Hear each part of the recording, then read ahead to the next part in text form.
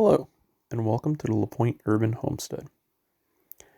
Today, we will be explaining how to propagate basil and do maintenance on an existing basil plant to get as much life and use out of it.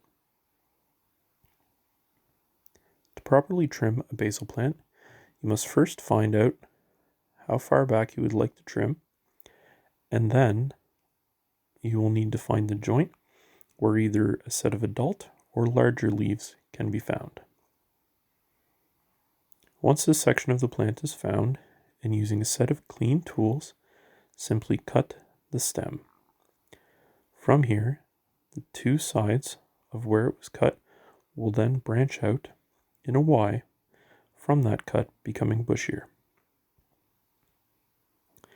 You can then take what was cut, and depending on the length of that, use it to actually propagate or make a smaller version of that plant for future use. Prior to doing this, depending on the length of your cut, I would recommend leaving the top two sets of leaves on that trim and then trimming it back to allow ease of access to the stem. Taking the stem only and not the leaves, place it in a small water container and leave it in there for approximately 5 days or until the roots start to form. Place this container in a sunny and warm location.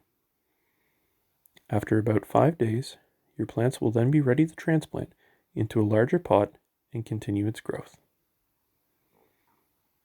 If you like this video and like to see more, please hit the like and subscribe button, and thank you very much for watching.